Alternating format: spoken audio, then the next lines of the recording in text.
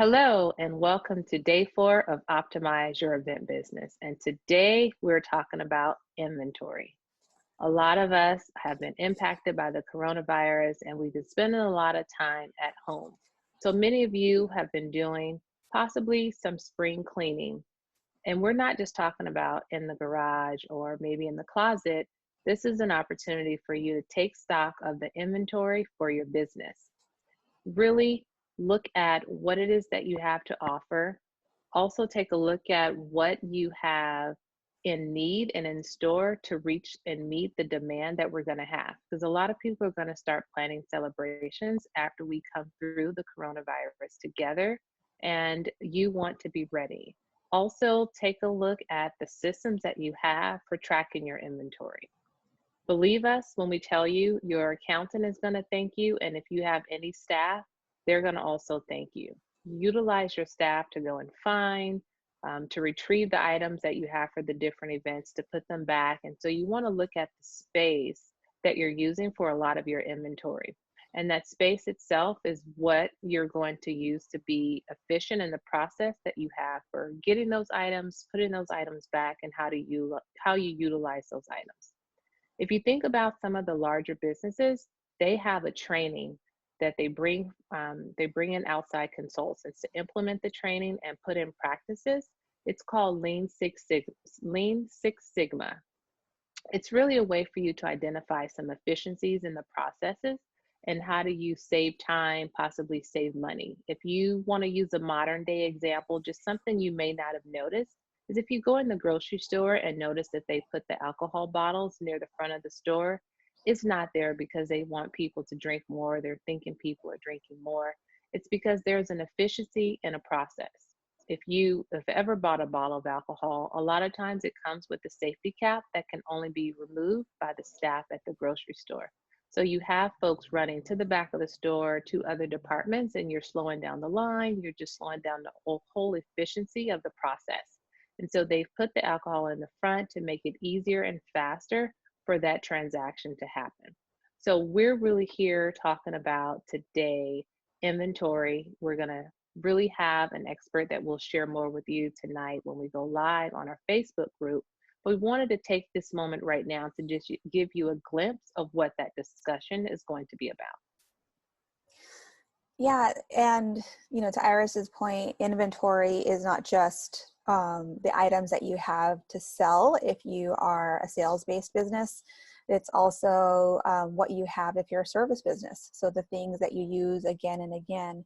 Perhaps there's been times when you've been asked to be booked on the same weekend or something like that. Perhaps you could have sent someone else if you had those items that you needed. So this is a chance to take stock, do that spring cleaning, but also, take that step back and say, is this a good time to reinvest or try to place an order or something for those items that are going to be needed?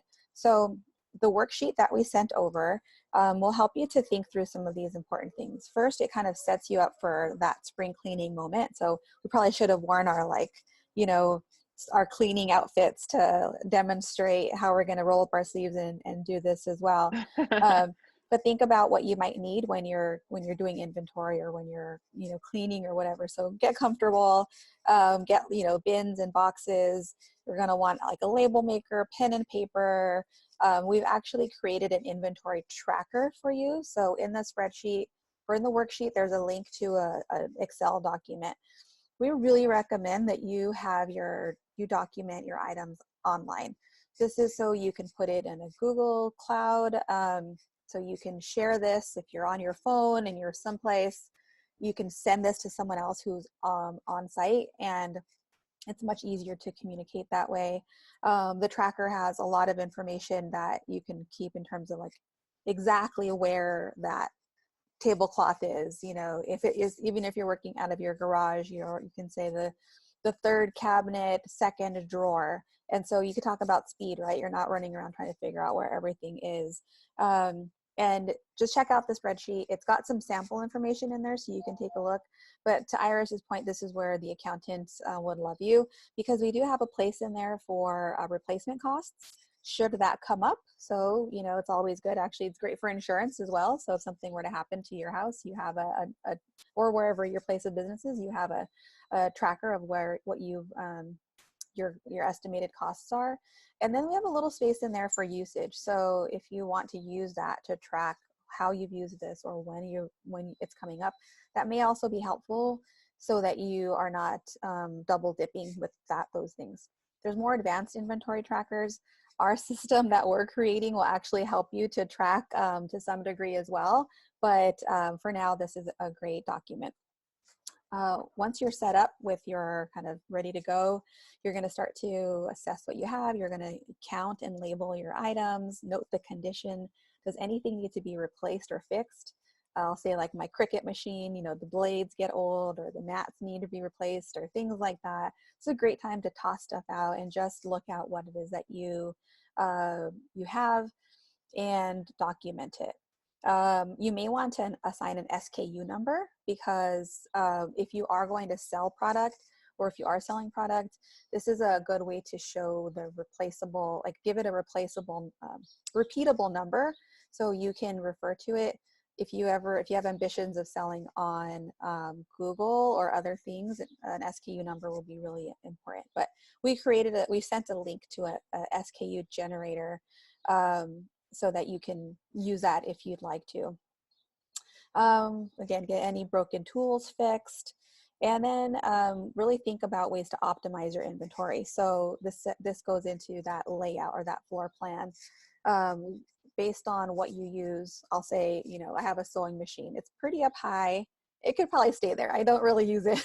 I don't really need to bring it up and down. But if it was something I used much more frequently, let's say it's something as simple as like your checkbook. If you're looking at your desk area, if you're always fumbling to find that right checkbook, can you put it somewhere like right near your pens or something where you're able to use it right away? So you can take a good look. That's just a really simple example. Iris, you know, gave the example of a whole store.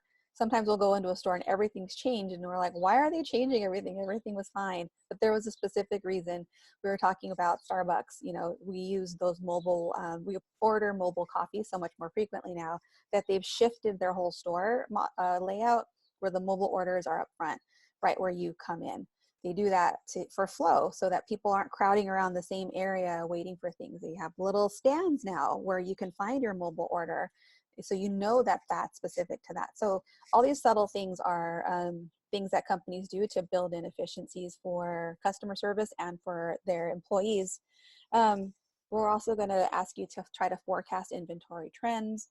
Think about maybe what was in hot demand at different times. So we're in Dodger season, we're not able to start, but right now would be the time to have already your inventory for, you know, people going to Dodger games, getting excited about that. So ideally you should have purchased some of that earlier in the year. So we're going to ask you to think about that and start to calendar when you might be purchasing. So getting into the holidays, think about what you're going to need because that stuff does run out and then you're super disappointed and can't fulfill an order in time for to seize those client requests. And then also think about anything that's popular and, you know, high demand from last year. Not everything stays as a trend, but for example, one thing that came to mind for us was Baby Yoda, right? So that dude came out of nowhere and everyone fell in love with him. And so there's this huge demand now for Baby Yoda stuff. And so if you can see those trends now, I'm not saying Tiger King, we're going to have, you know, new things with the Tiger King, but perhaps, right? He's somebody that, you know, everyone's talking about, and there could be products that you could create that are kind of a spin-off of that. And then what would you need to actually fulfill those? So even if you are a service-based business, inventory is just as important. So as you're preparing for, if you're a caterer, preparing for multiple parties, what are all the supplies that you need to have in order and to take with you every single time? Do you need to order more of those? Is there a tool that can help make things easier for you? Do you have enough towels or decorative items, and are those all parsed out? So this is the type of thing that will help to make your experience with diving into your inventory even more valuable. And so that's why we're really excited for our Facebook Live today. It will be with the owners of Gourmeletes, Amy and Tomas. I think Tomas will be joining us, but Amy will definitely be joining us. They have a dessert cart. It's like an ice cream cart company, and they have several carts, so they're able to go out to meet the demands of multiple parties in a weekend. And then they've also just expanded their offerings to have gourmet lattes, so a coffee cart. And it's a really cute idea, and it's a fun one. But you've got, for their business, they've got inventory of their actual carts and what happens every day, and then they have their consumables with their ice cream and their sprinkles and everything else that they put on there. They have staff. They have to be able to communicate what's needed, the process, everything else. So we think that they'll be a really great partner to talk with about how they manage their inventory, manage their operations, and they're excited to share just other tips in general on how they run their business. So we're looking forward to it. We're totally looking forward to that conversation. Absolutely. So we'll see you guys soon. Take care.